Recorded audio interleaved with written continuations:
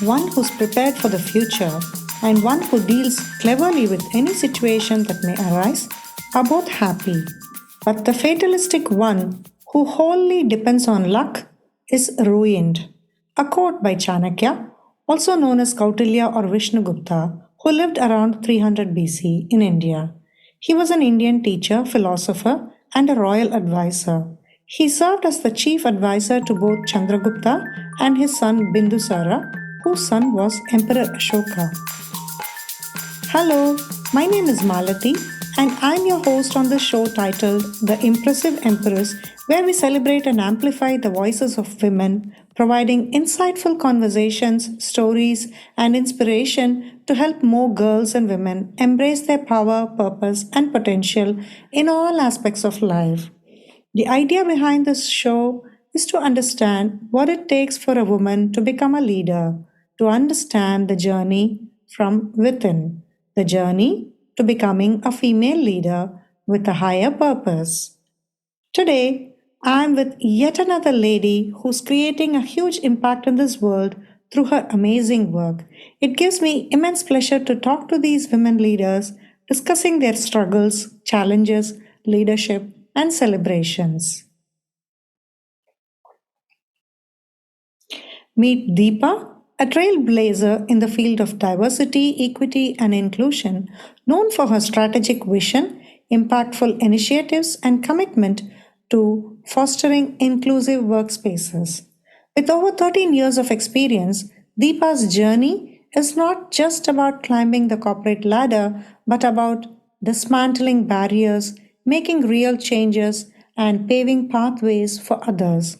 Starting off in marketing and internal communications, Deepa made a bold move into diversity, equity, and inclusion.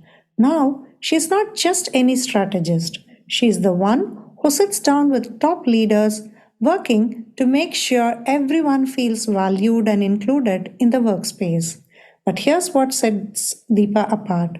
She's not just focused on big corporate goals, she's out there pushing for better opportunities for people with disabilities and the LGBTQ plus community. She's launched cool projects like the Redefine Abilities and Diversity Recruitment that aim to shake things up in a good way. And she's not stopping there. Speaking at places like TEDx and other international forums, Deepa's voice echoes as an accessibility evangelist, championing a world where inclusion isn't just a buzzword but a lived reality. Honored with accolades like the Karnataka State Award and the Helen Keller National Award, she's more than just a leader. She's an inspiration. So, let's celebrate Deepa, a visionary, a change maker, and a living testament to the transformative power of inclusion as we embark on this journey today, where she'll be talking to me about being authentic, daring, and vulnerable, amongst many other things.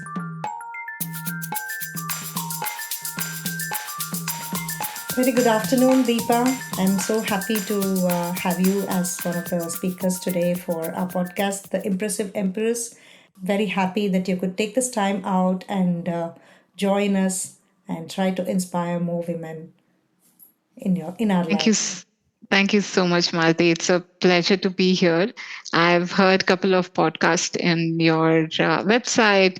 Really, I think the word inspire sometimes is more than that, right? It kind of gives you that energy when you really look into stories. And I'm glad I could be here to share my journey. Thanks, Deepa. Could you share a couple of stories from your growing up years that helped you? I know you're a change agent in the D&I space. A couple of stories and something about yourself that we could share with the audience. Absolutely. I think I've come a long way, Malti. And, sometimes I put all of these into capsules when I have to really talk about my journey. But it's not been easy to put into capsules sometimes, right? And I'm still experiencing certain things that has kept evolving over a period of time. So just looking back at my childhood, um, I'm from a Tambram family. So when and everyone knows Tambram is, living in a joint family. So I lived in a very big family. So we were around 18 people at home. So my grandpa and grandmom and my uncles, aunts, and everyone was there with us. So it was a big family. So every day we used to cook for 20 plus people. I've seen my granny do that very effortlessly. And my mom was working, she was a working mother. My mom worked for 40 years. Again, another big inspiration for me, both of them, my granny and my mom, uh, because the time when they were working and they were doing stuff, it was, I would say, women were not even seen anywhere, but they have challenged every status quo, right? So both of them have been like extremely inspirational for me and my role models, of course. So while I've seen Granny do all of this very effortlessly, taking care of uh, the household chores to cooking, and it was like celebration every day for 20 people, right? And she used to not make one dish; she used to make a full-fledged meal. And today, when someone says eating a full-fledged meal is a privilege, but she used to do every single day. And there used to be the fresh grated coconut chutney, for example, that she used to put on the curries and stuff. And today we talk about diet, right, where we are saying coconut is so good, fibrous, healthiest. And she used to do that every day. So for me, looking back at my younger journey, I was born with a disability. I had a neuromuscular condition, and that itself was I would say, a finding for my parents because they didn't know anything about my disability or my condition, right? Forget about disability. Disability is coined later part of my year, but when I was born, I was a normal child. I was the second one. I have two siblings. I have an older brother and a younger sister. So when I was born normal. My mom felt everything was as normal as what my brother was. But within the month of 6 or something, she just felt I'm not doing the earlier milestone, like turning around or holding on to things. But I was a very happy child even then. So she was like, okay, she's smiling, she's grabbing all our attention, but she's not doing much. So she took me to the doctor and she took me to a neurologist, and they figured out saying maybe it could be some sort of a delay progress, and they sent me back. There was no diagnosis, anything. They said she's a chubby child, maybe give us few more months and she should be okay. So my parents said okay, and they came back and they didn't see anything till 1 year. So that's when they really got worried and they took me to the doctor, and the complete diagnosis was done, and they said it's a neurological condition, and she might need help throughout her lifetime, right? The thing that doesn't affect her is her intellectualness, because my IQ was really good, because they did certain tests which kind of took care of all the parameters. But my physical muscular power was very bad, and it was a deteriorating condition. It's called a spinal muscular atrophy, and it is a rare condition. One in, I think, a million gets this, right? And it's rare, and my parents didn't know. So the only thing that they really heard was she needs help, and the doctor just left them blank with the help part of it. So they came home and they saw me, and since we lived in a joint family, they kind of shared this to my grandparents, and my grandparents said, "Don't worry, we're there to take care of her, right? And we'll do whatever best for her, and you don't have to worry." And things just went so beautifully after that. I think it was the positivity and someone reassuring saying, "Don't worry, we'll figure it out as and when it comes." Um, so yeah, so my earlier childhood, I had very good schooling. I went to school, and my schooling was done in a very beautiful way because we had a school right next to my house, and everyone, my parents, that is my dad, my uncles, my cousin uncles, everyone studied in that school. It was a convent school, and it was very well known, and it was right next to my house. So I studied in that school till the class 7th. So there used to be my uncle who used to lift me, put me into the class, and then someone used to come and pick me. It could be my granny or my or my mom coming and picking me from the class. So I did my schooling till class 7th. um, and I dropped out. That's because after that it was a high school. High school was far away from home. High school was a girls' high school, and I had to put a pause on my studies. Then that's when the challenge really started, to be honest. Right. And if I look back, the challenge was, again, more societal than what was within our purview, because my parents really wanted me to study further, but they went to the high school. They said, we want to enroll her into the class 8th, but they refused, saying, the classes, the students have to keep moving to different classes based on the subjects. The teacher wouldn't come to the class. So you got to take your books and keep running. I don't know, Malti, if you've gone through something like that in your earlier school, but that's how it was designed in ours. Yeah, yeah. I've heard of such schools also. I mean, luckily in the school I went to, we didn't have to move around. Uh, Okay. but just to let others know, to the listeners know what spinal muscular atrophy means, uh, Hmm. it's a kind of a genetic condition that makes the muscles weaker and causes problems with movement. Um, Apparently, there's no cure, but I think you can get some kind of a help. Like you mentioned, you need lifelong help. I also read somewhere that you can't move any muscle other than your hand. Am I right in that? In my Other understanding? than my fingers. Fingers. Oh, Yes. Yeah. okay. Hmm. Yeah. Currently, I'm in a stage where I can just move my index finger. Uh, Okay. since it's a deteriorating condition, it's not like I've never moved my hands. So at one point, I was able to wear my own lipstick, do my own hair. But then, yeah, for the last 10, 12 years, it's been deteriorated to a point where I'm not able to move much of my hands. I can't lift my hands. I can't hold my cup of coffee. I can't brush my teeth. So I need help for all of these. Um, and walking or standing just passed away even before my teenage.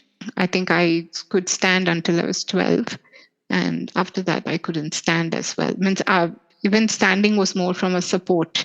Like if someone just makes me stand, I used to just hold a wall and stand. Um, and then I lost that. So it's been too much of deterioration over a period of time. And I'm seeing that this is not going to stop, because muscles are across our body, right? Means we're made out of muscles. So this condition is little fatal, to be honest, but it's not that fatal. It's very slow. I wouldn't know what I'm losing today, to be honest.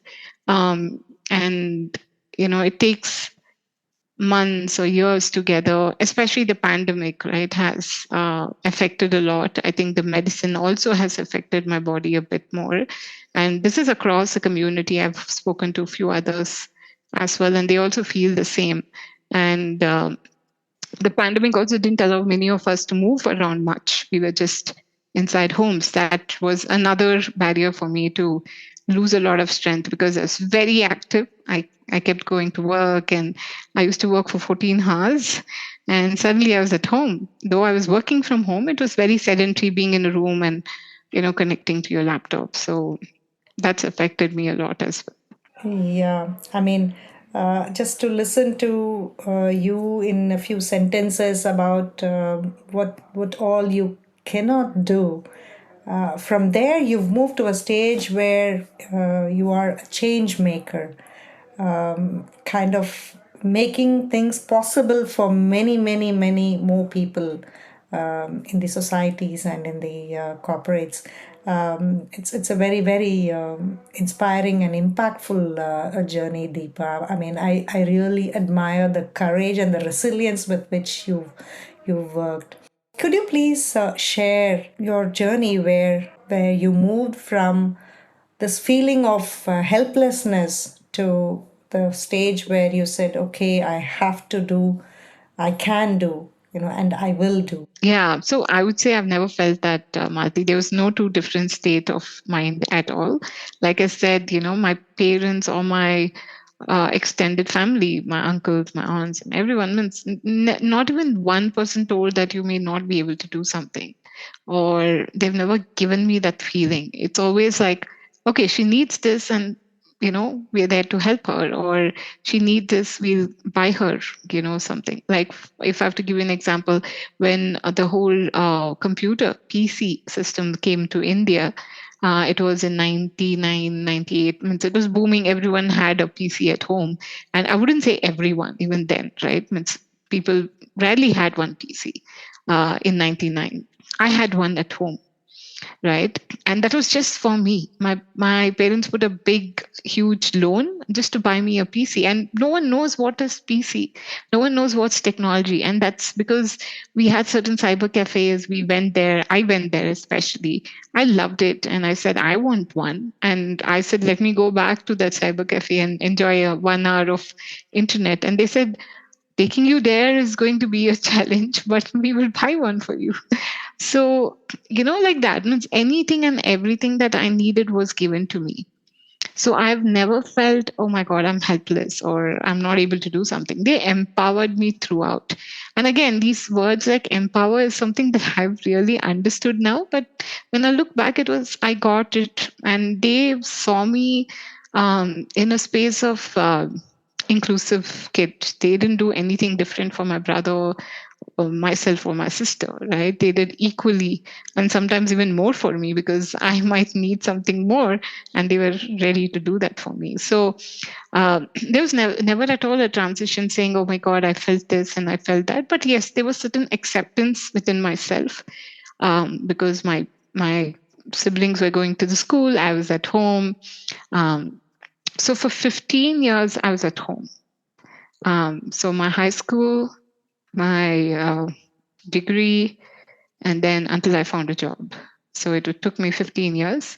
I was pretty much at home, right? And of course, I enjoyed going out here sometimes for a family function or going out for a vacation, but more or less being at home. I studied myself. I didn't have a Vedantu kind of a platform, right? Means nowadays you have so many platforms to study. I didn't have any of those, but then I had to do it all by myself. I had a cousin who was studying. She was my age, so I used to take notes from her and study. I wrote my exams through correspondence. I did my bachelor's in computer applications. So did all of that on my own without no self-help. But self-help means, of course, I had my cousins who could just come and help me. My brother helped me with certain subjects, but then more or less studying on my own. But I was very disciplined, and thanks that we were not spoiled with so much choices of technology there, like no YouTubes, no cell phones. So I kept myself very disciplined. I used to tell my granny, I'm going to study from like 9 to 2 until my brother comes. I'm going to also be in the room and study. So very disciplined. So I did that. So um, nothing stopped me, and no one stopped me. No one said, oh my God, why are you doing this? Nothing at all. They gave me in a platter, and I was very demanding as well, to be honest. So the self-acceptance part a bit was, why am I different? Why am I going through these challenges? Why me? So I had to face that a lot, especially when I was in the teenage times. I also want to experience like what my brother is experiencing in a college, and I couldn't do that. So I had that regret, I had the sadness. So I did go through a phase where I was very upset. I used to tell my granny party, I used to tell her like, why me? Why me? Why should I be like this? Um, and she's always given her own examples of why us, why one person, right? And she's always said, empowered me, saying, you should be aware of your own self-worth. Then people are looking up to you. I think you should always put yourself first. uh, right, and those are things that really helped me. And it I also took time to to understand what my condition was. Until then, I didn't even know what my condition was. Sometimes my mom or my family has called me I'm lazy to do things, right? But it's not lazy, it was my muscle power that was deteriorating. So it felt like I'm not doing things because I'm just lazing out. And then slowly I really, that's when the whole internet happened. I understood about this SMA. Then I got to know, okay, it's not me who's not pushing myself to do more, but it's the condition, right? So once I accepted that, I was like, okay, bang on. Like, I know I'm not setting myself back now. I'll do things that um, I am empowered to do, or I am going to be doing. That started with blogging.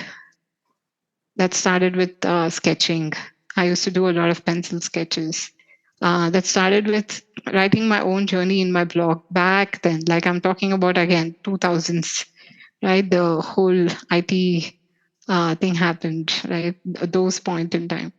Um, and there were a lot of people who read my blog saying, the blog was very depressing, very sad, saying, I just saw the sunrise through my window, uh, kind of a thing. But I also did my artistic work and I uploaded them, saying, today I was able to sketch and upload that. So they said, you're very creative. You're, very uh, very dynamic in your learning, your capabilities, how you write about yourself. Why don't you, do a career in graphic design? So these were words that I just got through these blogs, words that I could just capture. And that's when I also got introduced to disability as a word, saying, okay, I'm a disabled woman or I have a disability. Until then, I really don't know that word. Amazing. Amazing. Yeah. I mean, in today's world, when kids complain for not having this or that, I mean, you are really an inspiration and a role model.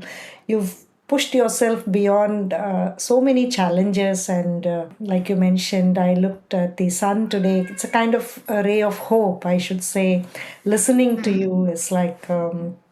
Yeah, very, very motivating. I think your family has been and is continuing to be your backbone, providing you the kind of strength, both emotionally and physically. I think listening to you, your family as such, your mom working throughout, and your grandma always being there for you, must have been a challenge for them also. How did your mom manage this, if I may ask? Yeah, I mean, I've asked her this question in very recent years, right? And there were two different things I've asked my mom. I've questioned my mom after all of this. Today, I myself have a 15 years of experience in career.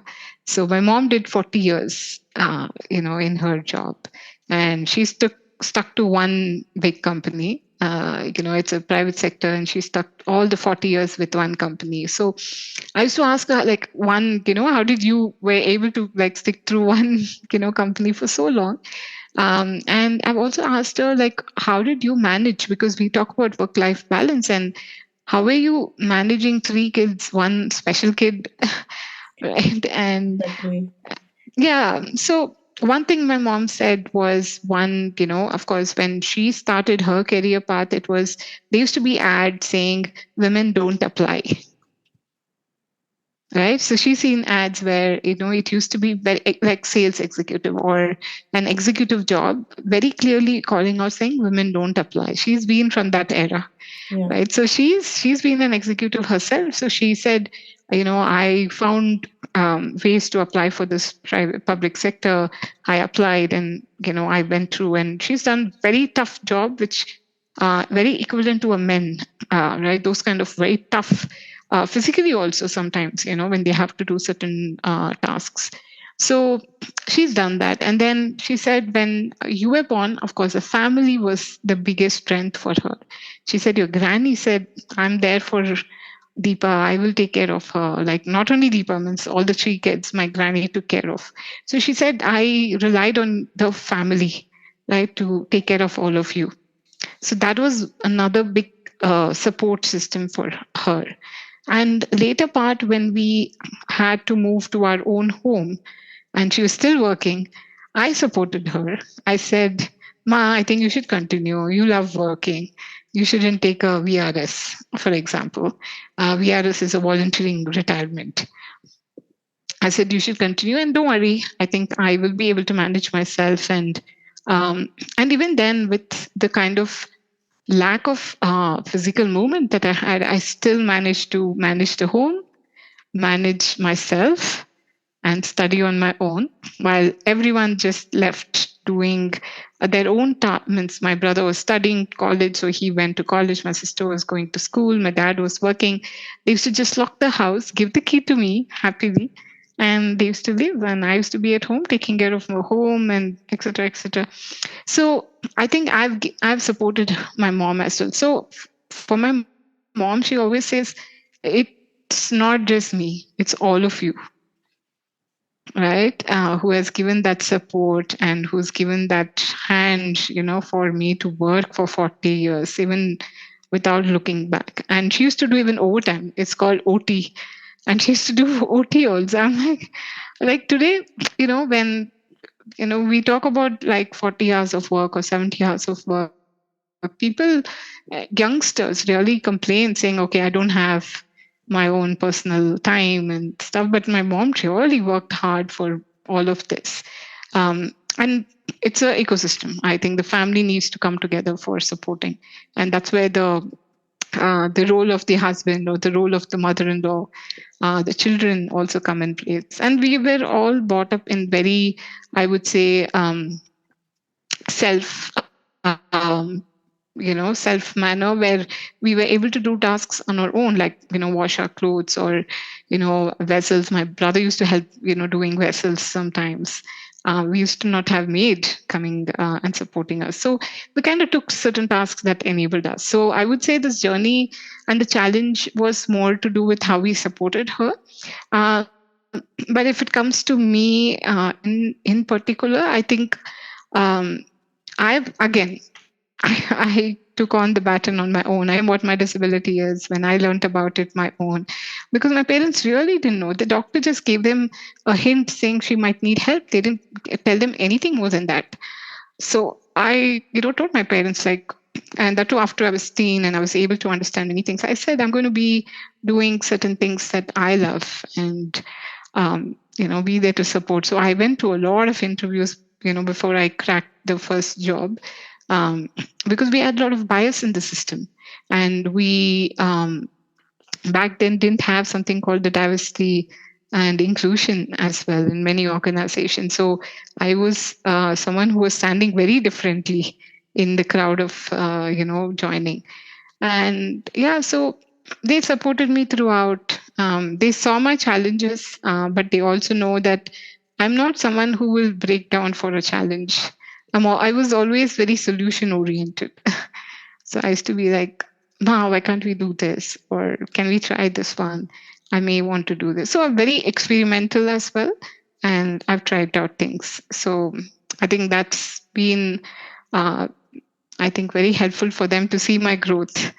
Initial years, of course, my parents have heard saying, like, Deepa's at home, like, who's going to take care of her? But today they very proudly say Deepa takes care of 10 other people.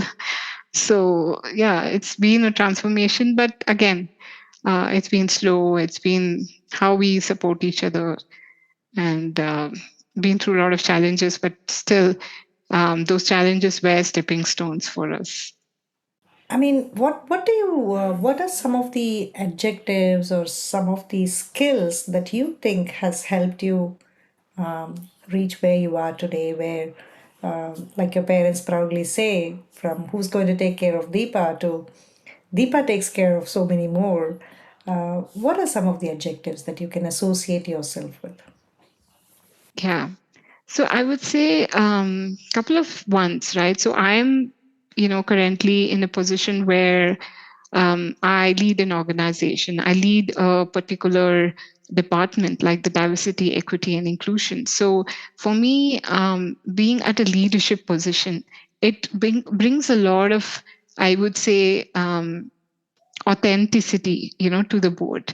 So today, when I'm very authentic about my life journey, right, when I say how I've come to this space, how I was able to lead, and how I was able to transition being like someone who found a job to, being home for 15 years and then found a job, within the job, within a year, I was able to, get a lot of people really seeing my work and appreciating my work, to, leading a department. So earlier I was with marketing and communication.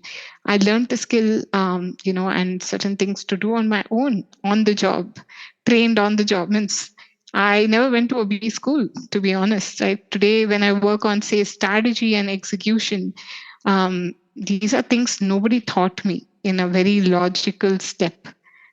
But these are things that I've seen other leaders, I've seen my mentors do it, I've seen my bosses do it. I've learned from them. It has been very um, learning through, you know, experiences, learning through being there, putting your foot into it. Um, and I've taken challenges even at work. I've never been someone who said, maybe I don't want to. I've always been the one who's raised my hand saying, okay, let me volunteer for this. Let me do that extra bit. I was very involved at work. And today, a lot of the work that I do is to bring the whole marginalized communities, into workforce. It's been a big challenge for many corporates to look into the diversity pool of, recruitment, or how do we include them? How do we create a welcoming space for them? So the work that I do is very much evolving every day. The work that I do is how do we create a space for everyone to be able to thrive. Um, and so for all of these, I bring my own lenses, I bring my own authentic leadership there. Um, I also, you know, enable through, mentoring others as well, because it's been a lot of people really don't get the kind of exposure suddenly I got. So how do we get more people, into this space? So mentoring, others who are probably even, finding it difficult to get entry into the, like, say, a workforce, for example. So these are the kind of things I'm able to do. And creating that change agent, it was in ripple effect for me. Like, it started from me, but somewhere Deepa just got faded off, and it was more beyond than Deepa that I started doing. So being that change agent, being an authentic leadership, being vulnerable. Sometimes you have to bring your vulnerability to really make that change happen in the system, right, for us. Yeah. So that's another thing that I've put in place. You mentioned authentic leadership. Maybe can you tell me what are the ways you stay true to yourself and your values as a leader, considering your unique experiences? Yeah. So, if your voice need to be heard on the table, right, you need to bring your authentic self. And sometimes, for a woman, and especially a woman with disability, you're going to be very much a single person in a boardroom or in a big decision making space. But still, when you have that little space, I think you take ownership of it, right? And you take the credibility to bring the right voices, the right framework, the right value system, right? So I wouldn't be like in a boardroom, and if I hear something that doesn't align with the overall organization, or it doesn't align with something that we're doing, I'll really pick up my voice. I'll always ensure that the voice is heard, right? So um, being heard is very important. You and sometimes you may make mistakes. I'm saying not everything can be perfect, right? But making mistakes is also a way to learn. So putting yourself out there, I think, is extremely important. And I've done that. I've been in certain spaces where I'm the single woman on a wheelchair again. But I've been able to put my voice out there, and I've always ensure that I represent the community as well. I don't look only from my voice perspective. I look from how do we bring that inclusivity. It could be training program. It could be we are building a process, for example. How do we bring that inclusive lens? And and I constantly keep doing that, and it's uh, it's something that everyone should do, because it's not just only for one community, but it's for the future. And the future with the technology is definitely disruptive. But how do we ensure that we take everyone along with us in this journey is important. To work in the space where you have to meet people from diverse cultures and diverse abilities, I think it's your compassion that comes out, ensuring that the dignity, to borrow your own words, ensuring that the dignity of everyone is maintained. That's one great work that you're doing, Deepa. Now, to just conclude, I would like to ask you some rapid fire questions. Are you game? Yeah, of course. I love that. Great. What is the one characteristic that you think every woman leader should possess? Bringing herself up always. Mm-hmm. Yeah. So, what are the three things that you are grateful for in life? My family, Mm-hmm. my people that I was able to meet throughout my journey. It could be my bosses, it could be my mentors. Means I'm very fortunate to have some lovely people I get associated. I'm very very grateful for that. And the last one definitely is the technology. Means without technology, I means many of us would have been literally not doing many things.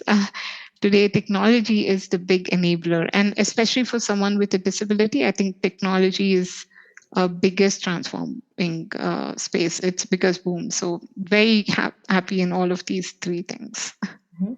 For a total outsider, someone would consider you to be very successful, doing the things that you are, given the opportunities that you have.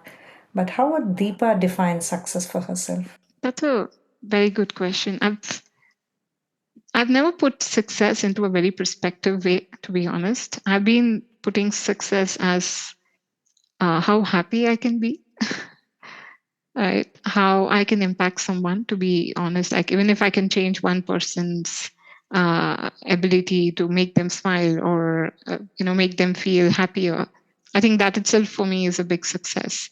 So I've never defined success at all. And maybe it's also the role that I do, puts me into a place where um, I've seen so many diverse people.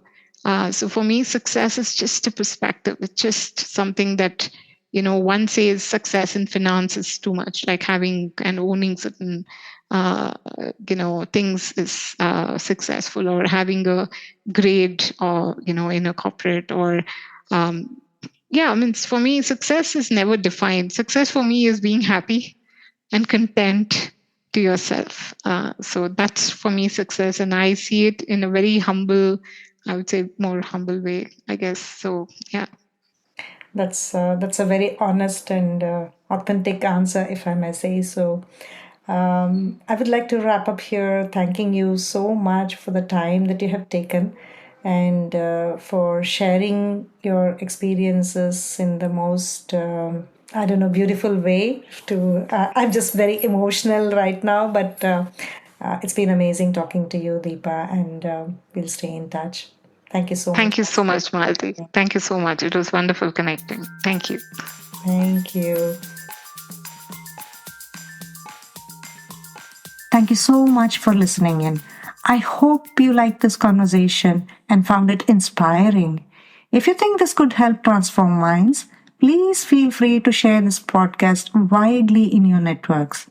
You can listen to the Empress podcast on iTunes, Spotify, Amazon Music, Google Podcasts, Podbean, Stitcher, TuneIn, JioSaavn, and Player FM.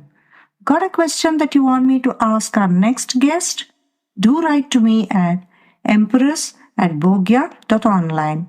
EMPRESS at Bhogya.online. That's it for now. Bye until the next time and take care.